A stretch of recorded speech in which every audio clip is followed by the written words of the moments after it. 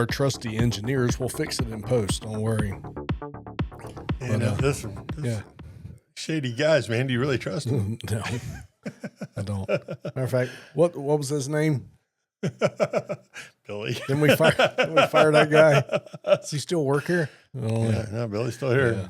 All right, man. We are fortunate enough to be here for episode 73. 73 is a good number. That's the year I was born. All right. Anyway, let's see.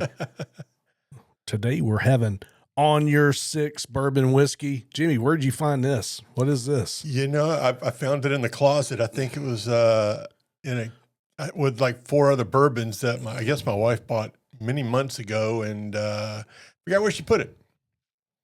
This is out of Fort Myers, Florida. Oh wow! Look at that. Another Florida. On Your Six distillery out of Fort Myers. Mm-hmm. Smells like bourbon.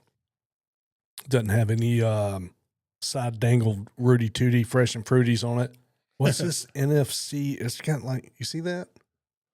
Like you can get an NFC transmit. What is some spy whiskey? Now, who in Fort Myers would want to know what we're doing? Yeah, what's going on there? Anyway, let's give this a shot here, Jimmy. Want to see what got some good stuff, man. Smooth, refreshing. Doesn't burn. It does not. That's easy going. All right. Yeah, that's some good stuff. Dude, welcome back this side of the pond, man. You've been jet setting it. Yeah. It took you 5 days to get over there and half a day to get back though, huh? That's what when you're flying that direction, man, jet lag is oh my God, it wore me out. And I think I got back Friday night, and I've left you alone for a couple of days. I was like, I feel like it's just kicking my butt. Yeah. I mean, it's just, I don't know if it's just age, but I mean, the whole team went over and they're all like down and out. In fact, they were taking days off, like, you know, I can't even stand up, you know, so it wasn't just me. So, but yeah, it's, at least we're back though. Yeah. Poland is a long way. Yeah. It's cold over there too. Was it? It was cold. Oh, yeah. Yeah. In fact, it was down in the negatives a couple of nights. Oh, no, I don't do negative. Oh, it was horrible. Yeah. So, but no, hey, glad to be back over here, and I don't miss it. Yeah. You know, so. Is there anything like really cool to see in Poland, or besides the stuff that you can't talk about? It's got some, I mean, it's got some good history, you know, and poor history. I mean, obviously Germany went right into Poland, like, you know, to start the war. That was like the first country they took. But I mean, other than that, there's some pretty cool historical sites and some history there. I mean, it's worth checking out if you're in Europe. Kind of swing through and, you know, look at it. I've never heard anybody to go vacation in Poland, so they don't have, like, you know, water parks and stuff like that. No, it's not like that. But it's not a tropical paradise. And their take on Western food's a little different. Not that good. Breakfast was powdered eggs. I don't know if they got chickens over there or not, but it's powdered eggs. Yeah. Okay. You know, and you know, when you go and look for like sausage links, well, it's actually Oscar Mayer wieners cut up in there. And it's like, if I wanted a hot dog, I'd wait for lunch. Oh, really? So it's rough, huh? It was rough. You know, well, I thought they had the sausage thing on lockdown, because that's where you get that Polish sausage. Polish sausage. I mean, that's you know. I didn't see it. No. All right. Not for breakfast, anyways. Yeah. So, anyway, glad you're back. It's definitely unique. And then, you know, every time you go into a bar or something, went to a steakhouse one night, and it's like, hey, you know, what's your bourbon selection? You know, I get bourbon is it's an American thing. Yeah. It's an American thing. Yeah. I get it. But, you know, when I go into London, like at Heathrow, you know, I can actually get bourbon in London. You know, he's got 3 or 4 selections. Yeah, they got 3 or 4, you know, but Jack Daniels and Jim Beam, I said, no, real bourbon. That's like mixing bourbon. That's not, right. You know, I'm not going to do Jim Beam on ice. I mean, we got to be like really desperate here, but Right. yeah, it's been done before. It's been done before. But I'm hoping I've kind of outgrown that, but it's at the end of the day, it's not. But again, you can go to their Scotch or whiskey, because Scotland's not too far away, and you can get some really good Scotch. So I kind of hit Scotland's pretty far away from Poland, isn't it? Well, I mean. I think countries over there are like states over here, so it's like driving to Mississippi. Exactly. That's exactly it. So, but yeah, good Scotch. I was doing the whole Scotch thing before I started doing the bourbon thing. So, right, I like Scotch. It's good. So, well, I just want to thank you for not taking me with you. I appreciate that. Yeah, you're welcome. Right. Hopefully you'll be doing this, and I won't have to anymore. That's the goal. That's the goal, man. Hey, we'll start this thing out on a kind of a sad note.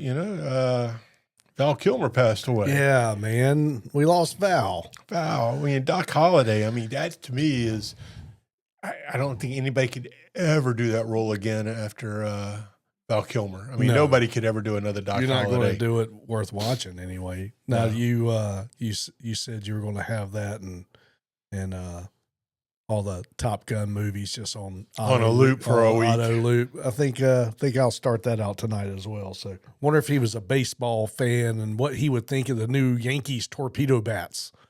What do you think about that? Well, if you, it's still the same weight and length and everything as the other bat. It's just that they moved the bigger piece of wood to the center. So the biggest problem with this is that everybody hates the Yankees, right? That's the biggest problem. If somebody else, if the Braves would have done it, it'd be like brilliant, maybe. But anyway, it's all they've done is kind of, and it's by the rules. It's by the rules. Because the rules are very vague. So all the meat used to be at the end of the bat. They just kind of pulled. They pulled it down a little bit. They circumcised the bat. Oh, God, didn't even think about that. But they pretty much did. They circumcised the baseball bat. Yeah. And you heard it here first. It was a circumcised bat. I just came up with that right off the top of my head. That was good. But they kind of just, relocated basically the barrel of the bat is what they did. The very end of it, now that it's smaller, is probably a little more aerodynamic. You can whip the bat around a little faster, but I think it kind of stemmed from like, just this, a couple of the batters, was just always hitting it off the labels, and just by making that small change. But they bring up a good point in this, this article that it's kind of is that the Yankees hit so many home runs at the start of the season, but it's a very small sample size.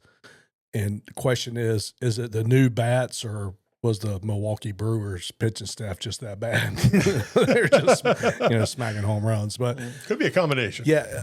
I mean, when you look at the rule book, it's again, vague. It's got some area for interpretation, and, I don't see it's not like a deflate gate or anything like that. So I just think it's probably by the end of this season, you may see every team, whoever just invented that bat, he's doing good. It was like, I don't know, third day, Braves are like, hey, let's try out. I mean, so the big article for the Braves was, hey, we're going to try out the torpedo bat. Yep. And it doesn't even like a torpedo. I'm trying to figure out who came up with that name. Yeah, it doesn't look like a torpedo. No. But again, they just kind of, how a bat normally just kind of tapers on up, and at the very end is the barrel of the bat, and it's the largest. They just move that portion down a little farther, and it's I just think it's more aerodynamic. I wonder what engineer came up with that, or was it the Bat Boy? It's not that brilliant of an idea. You just take the law of average of where it gets hit the most to make that the biggest part of the bat. Duh. Kind of. But in baseball, like one of our oldest sports, it's like why did it take so long? Yeah, exactly. Anyway, it's not a big news, but a lot of people's talking about it. So thought I'd bring that up while sipping on your six bourbon from, where did I say this was? Got your six. Fort where? Fort Myers. Fort Myers. And, hey, happy Liberation Day. Yeah, is that the new name? I don't know what it's called, but yeah, it's Trump's. So what do you know about the new F-47 NGAD fighter, that the contract that Boeing won? The only thing I know about that is that it was named after Trump, 47. He did kind of slide that in there, didn't he? He did. that was kind of cool. I don't know how many people caught it, but as soon as it said F-47, I was like, man, he didn't 4D chest somebody else on there. Look at there. So, no, that's all I know is that it was named after our president. So I heard the NGAD about 5 years ago, and the idea of this was basically a manned or an unmanned aircraft that is accompanied with multiple drones. So you know how our F-35 works? It kind of flies in the back of the pack. It talks to multiple F-35s, F-18 Super Hornets. They're all networked together, and it makes a much larger fighting force, right? They can see you way further out. I'm just trying to figure out how these drones are going to keep up with a jet. Man, they got drones that go faster than jets, that can turn more G's than jets. Well, I get the G's because they're unmanned, but I'm just saying I don't know how they're going to, I don't know. I'm just trying to. I think a lot of here's me taking off my shit. I think a lot of the UAPs and stuff we've been seeing could be testing of a lot of this stuff.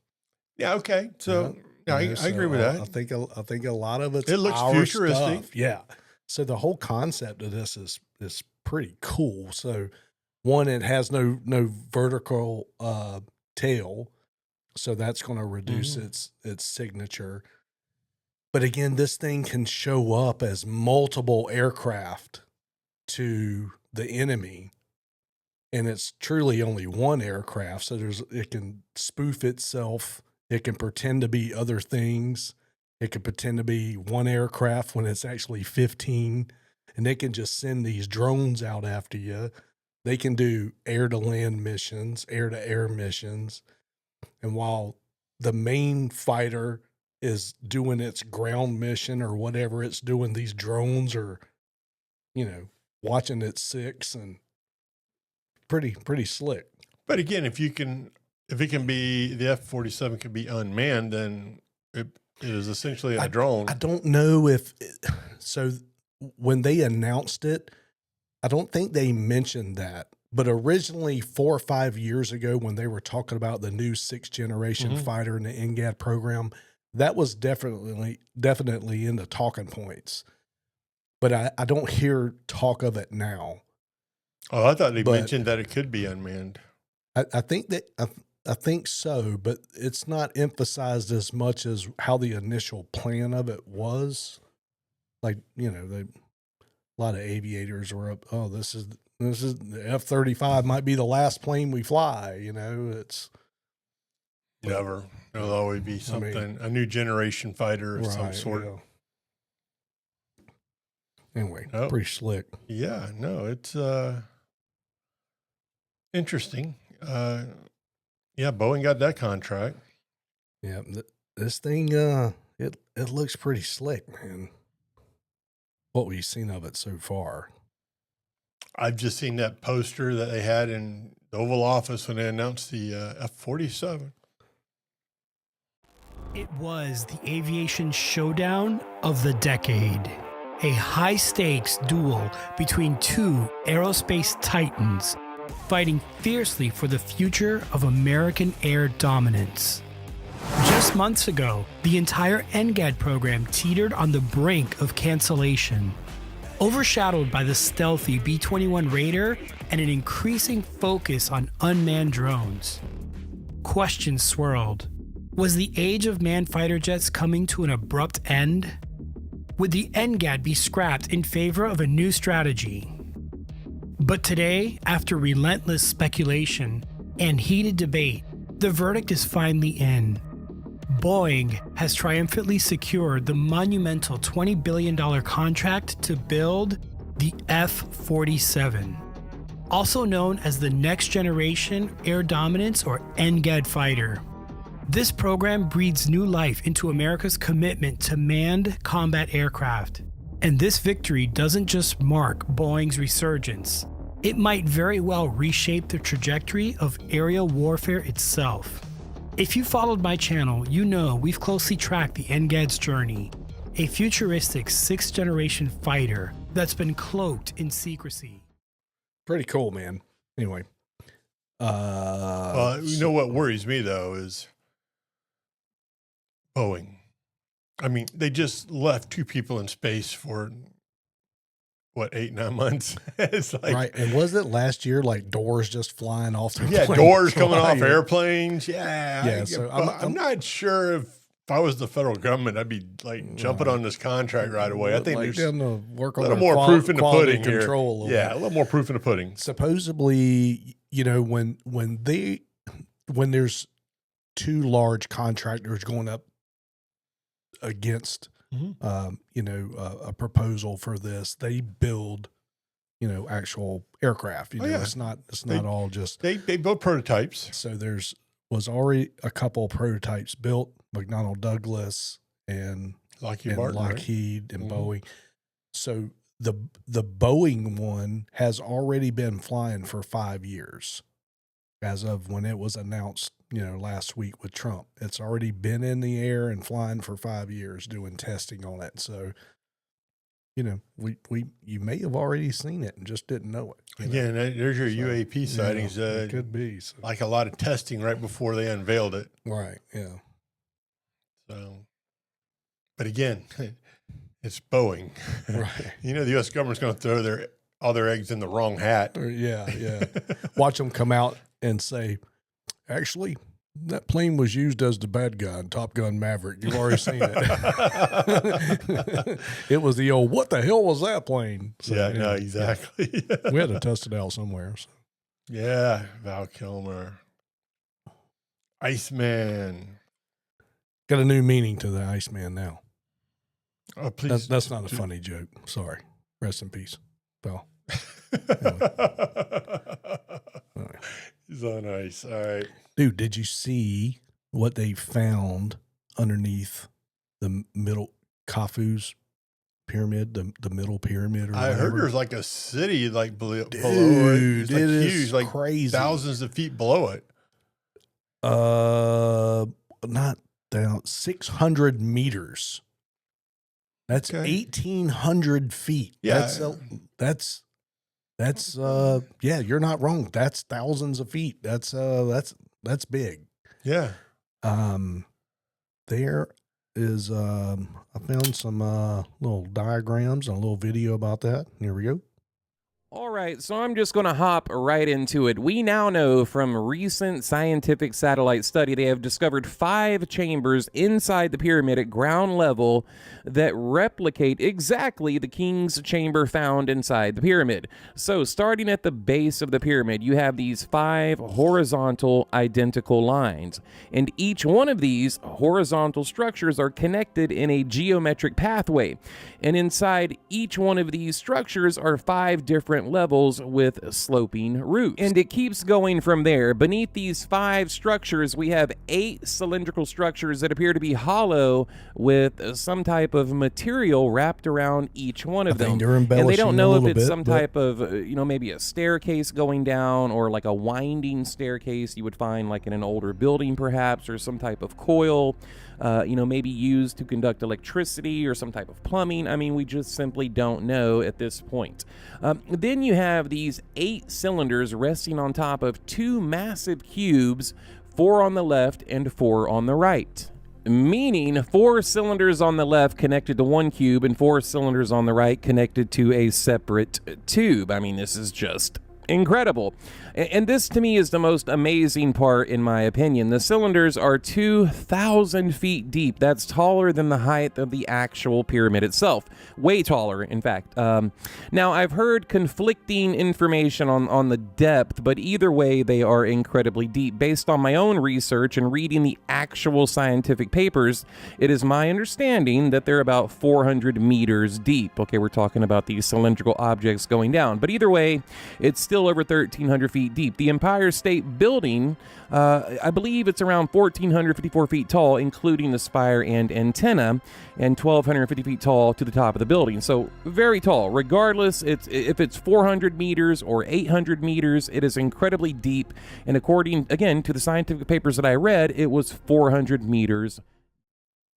What if, it's crazy, I think the pyramids was some sort of power structure, and this thing definitely looks like they didn't build it to bury somebody in it. That's for damn sure. That's out. Right. Was it Napoleon when he went into Egypt? The only thing that was sticking out was the Sphinx's head. I don't remember. Yeah.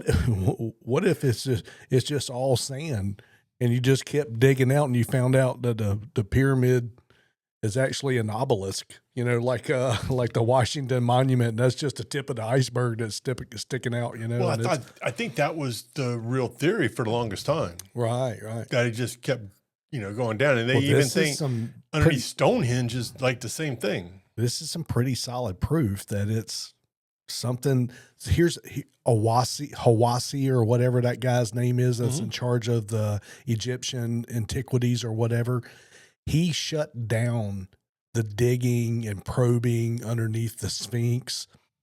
This guy, and while he's alive, he is never going to let anybody.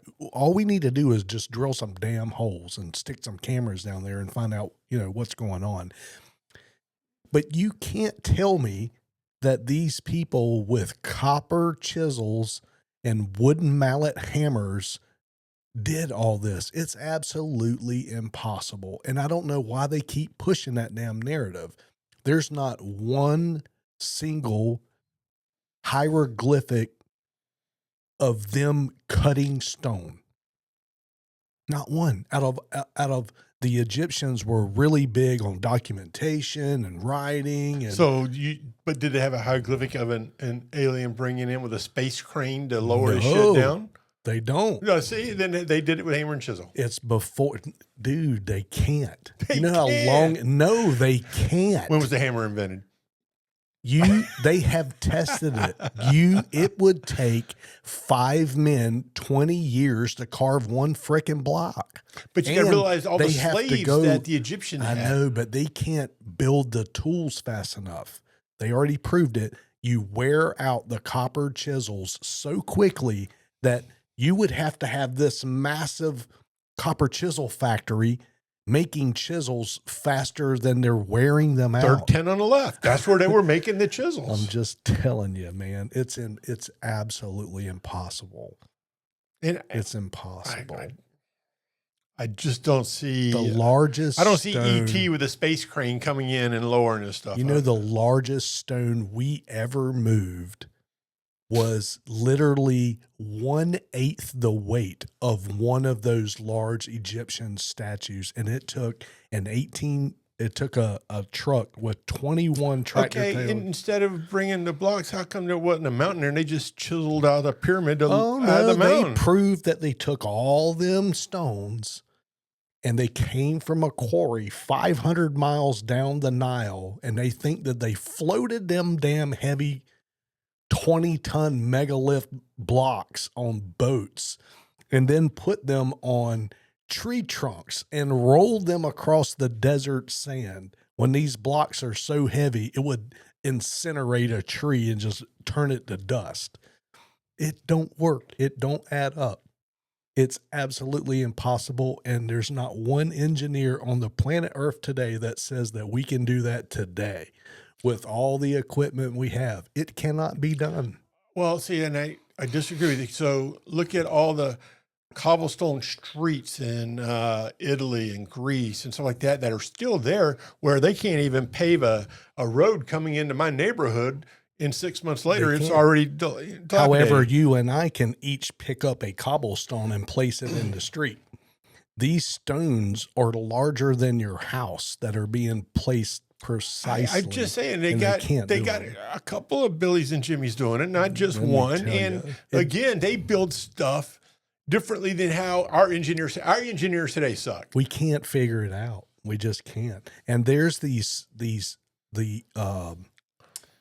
coffin boxes or whatever that's made out of this black onyx stone that is so. What are them things called? I don't know. They're like harmonically balanced and perfect to laser beams, and but the inscriptions on the outside were chiseled like some little kindergartner carved it with his pocket knife, right? And that's the inscription of the pharaoh of the time. There's no way the guy that built that box carved the hieroglyphics on the outside of it. I don't know, man. I mean, look what this one guy did in Iowa at Carhenge. That was impressive. Who's that guy that did Iowa, Nebraska.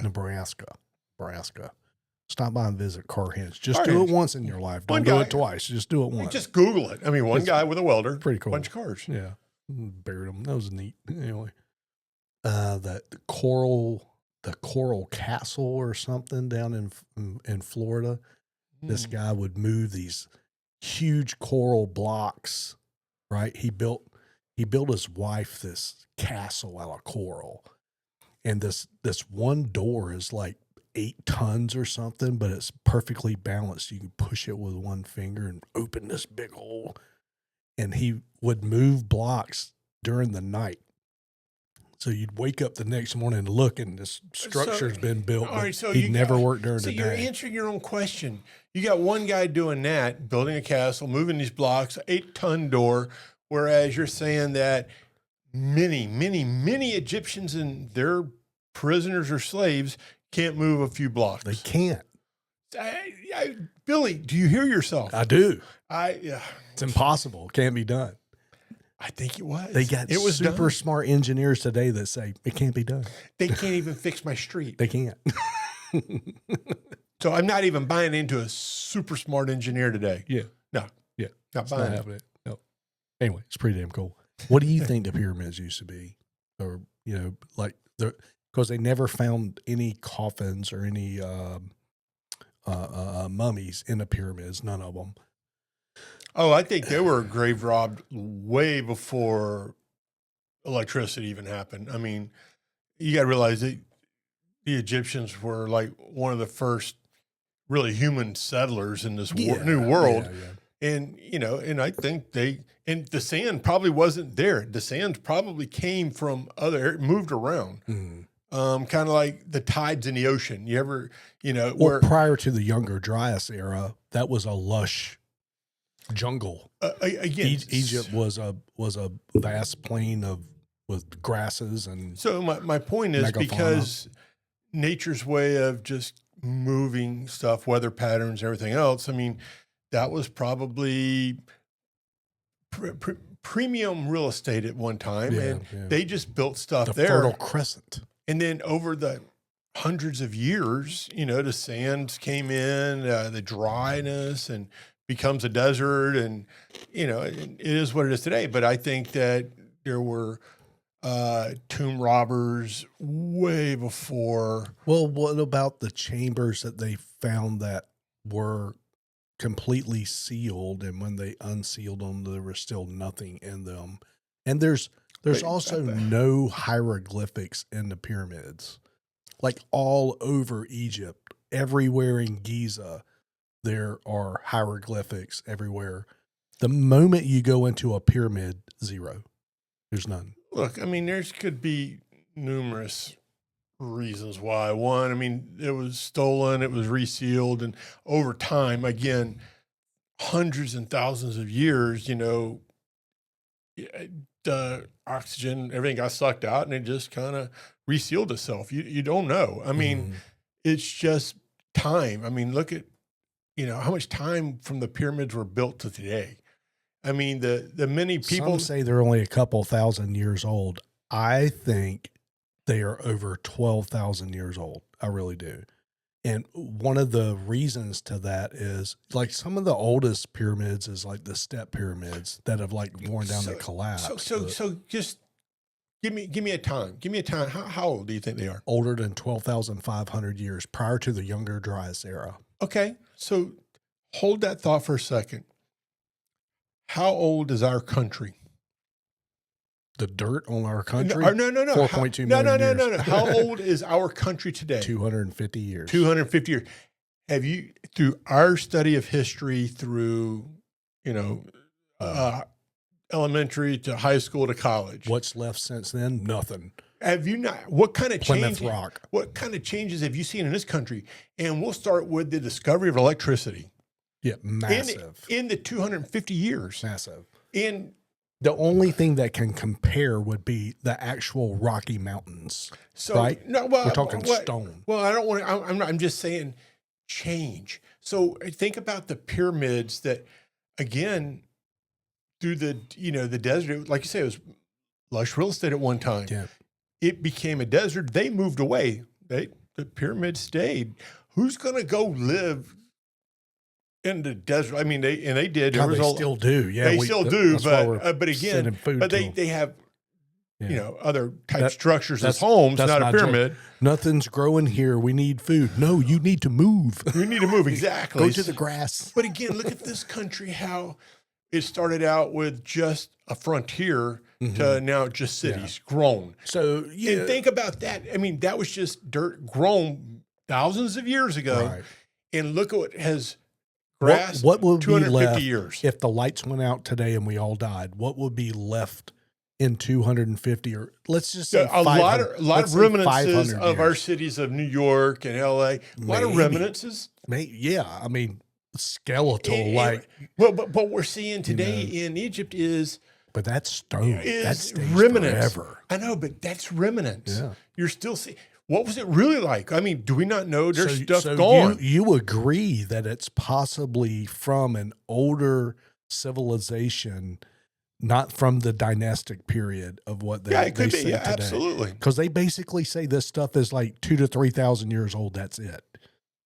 The Sphinx itself has over 1,000 years worth of water erosion on it, and it didn't rain there that hard since the last 12,500 years, since before the Younger Dryas. So again, my point is that it was there. Times have changed. I mean, you're going to say, I think the Sphinx is 13,500 years old. so. I mean, think about it today. I mean, we civilization here just kind of goes away. In 2,000 years, somebody stumbles back into America. Do you think there's not going to be some sealed rooms? Yeah, they're going to run across some sealed rooms. Mm-hmm. Again, what might not be anything in it, but again, it's just because of the nature, pressures and everything else that it reseals itself. Well, that wouldn't take the carvings off the wall unless it was like a lot of erosion for thousands of years. But you got to realize it's not just the water, just wind and sand alone is sandblasting those pyramids. My argument was the hieroglyphics inside the pyramid. So it's dry in there. There's no rain getting inside the pyramid. But when you walk into the pyramid, it's completely different from anything else in Egypt. You just don't think age itself would just kind of deteriorate? I mean, carvings off of a wall. Well, maybe not the whole carving, but maybe the top layer of it's just starting to fall. I mean, you don't know. I mean, because inside it sweats. It gets water in there. It's got to get water in there. It's got to have some kind of a sweat or moisture in there. Dry inside of a pyramid. I don't know, man. It's just, again, it's just that you've got all these other hieroglyphics that have lasted, so to say, 2,000 to 3,000 years, and they're out in the weather, right? They're outside, and the hieroglyphics are all over the side of it. But the moment you walk into the pyramid, there's nothing. There's no art. There's no writings. It's just a structure. Like it had a very specific purpose. You know, these hidden chambers, these tunnels that go all the way, you know, just small tunnels. It's this big, but it goes for like 2 city blocks, you know, and points up to this one star, or, you know, it's very weird. I don't know if, I honestly don't think we'll ever truly figure out what the hell these things are. There's proof that we have older or newer pyramids, and the newer pyramids didn't last as long as the older ones did. You know, some of those step pyramids. You actually answered my, Yeah. you know, The older stuff is the better stuff. so I just said that the cobblestones in Italy, the Yeah. streets in Italy and Greece, they're still there. The original cobblestone streets, whereas my street after 6 months has to be repaved again because our engineers suck. Mhm. The older engineers had it. They That's understood crazy. how to make stuff last Maybe they'll- forever. But I really wish that the antiquities dudes, the Look at old castles. dudes, Look and, at castles. Yeah. Castles are still standing in Europe. yeah, I mean, we got homes that stone beats steel. I You mean, got- it's just you got steel beats wood, stone beats houses stone built beats 10 steel. years ago in Yeah. the U.S. that are already need to be remodeled and rebuilt. Yeah, yeah. So again, no, I mean, the old engineers quality. I mean, even if you go up to where the northern United States, the Northeast was really where the first English settlers began, and the homes up there are solid. They're still living in them. They're generational homes that they keep getting passed on. We live in Florida. These are not generational homes. These are disposable homes. So your You throw them argument, away. your argument is that there is truly a lost technology. Absolutely. Hmm. We There look you for have it, folks. we I didn't- look for cheaper and faster ways today. We I don't didn't- build quality I stuff. didn't expect the old Jim Dub to come up. But I didn't say those damn houses were built by aliens, though. There you have it. Well, I guess we can probably end it on that one then, Jimmy. What do you think? Hey, if you want to call it a day, call it a day. But yeah, newer's not always better. No, it's not. You know, I mean, the pyramids are still Yeah. around. All you gotta do is buy a Harley today. You'll figure out what he's talking about. We hope you guys enjoyed Oh my this God. episode of the podcast. We damn sure had fun making it for you. Hey, cheers, We'll and see you stick guys around to this little conspiracy theorist. Yeah, we'll pick back up with this conversation left off on the next one. We'll Oh see my you guys God. on the next one. Out here.